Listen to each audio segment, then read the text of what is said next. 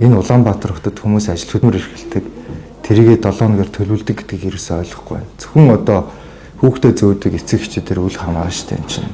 Бизнес эрхлэгчид байна. Энэ дотор чинь хөргөлтийн маш олон компаниуд бий. Энэ дотор чинь бизнес үйлчлэгээ явж идэг гэдгийг ерөөсөй ойлгодгүй. Тэгэл гэмт шийдвэр гаргацдаг.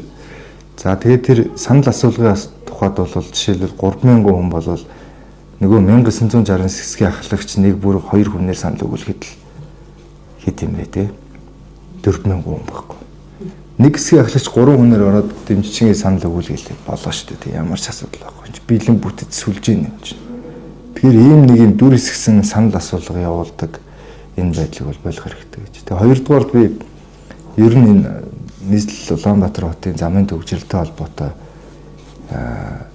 удаадараа хувийн бодлоо таамаг хардталтай илэрхийлдэг.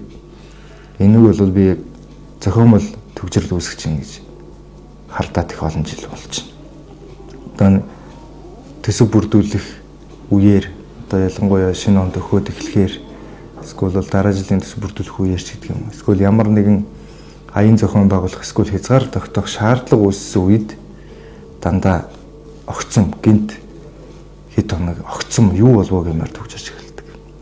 Тэгээ энэ төгжрлийг бол би бүр зохион байгуулах бүрэн боломжтой гэж үзэж байгаа. Яагаад тэгж үзэж чинь боддог вэ гэхээр баримттай жишээ нь юу вэ гэхээр Улаанбаатар нэвтрүүлгийн үед багт би сумын өдөр дарагтай ярьцлага хийжсэн.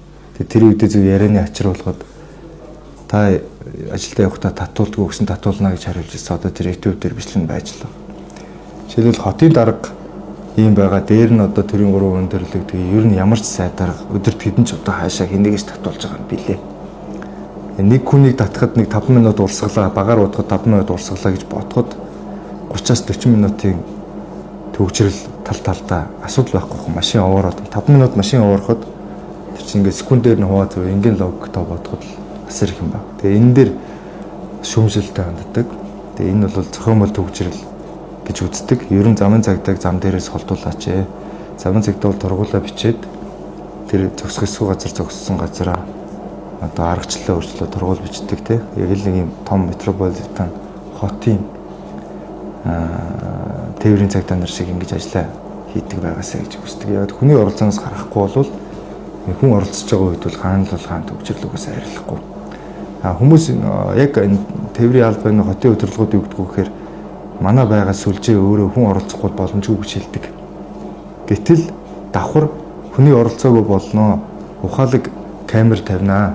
Ингээд камер тавиад бид нар ухаалаг системээр гэрлэн тохио замын хөдөлгөөнийг зохицуулна гэж хэлээд машин төр дүнтэй төсвөр камеруудаа бүгдийг шинчилсэн шүү дээ. Одоо тэрийг болохоор замын хөдөлгөөнийг зохицуулахдаа биш хүмүүсийг торгуулахад л ашиглаж байгаа. Зүгээр дуран болгож ашиглаж байгаа гэсэн үг шүү дээ. Нэг хиймэл оюуханаар бид нэр машиныхаа тоо хурдыг тоолж хэмжээд тэрнийхээ дагуу гэрлэн тохио зохицуулалтаа хийн гэдэг энэ маань ингээд байхгүй болж байгаа.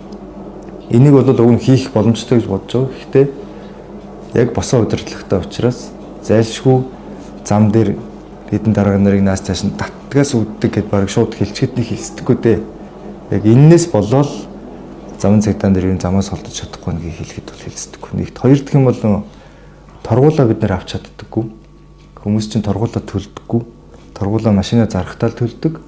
Эсвэл цагдаа зогсоохоор бичиг баримтаа хураалгах ч юм уу ямар нэг байдлаар нэг юм эцэст нь тулгаж иж төлдөг. Тэгжиж авдаг. Эсвэл заримдаа өршөждөг учраас замын уулзвар нэвтрэх хооронд гэрлэн тохио мөнх тоохгүй бид нэр бас дөрөв зөрчөөд байгаа байдал чинь эргээд хариуцлага сул байгааг нь бас нэг хэлбэр. Гэх мэтчлээ одоо яаж энэ төгжрлийг бууруулах уу, яаж багасгах уу гэдэг шийдлүүдийг удаа дараа өмнө нэвтрүүлэг хийдэг байхтааш тэр ярьцлага хийгдэх байхтааш тэр бүгдэнд нь удаа дараа шийдлүүдийг хэлж ирсэн. Тэгээ манай яг одоогийн хотын удирдлага бол тэрийг ойлгох үнэхээр хүсэлгүй хүмүүс. Зүгээр яг ингээл хорж хаагаал байж ах бодолтой.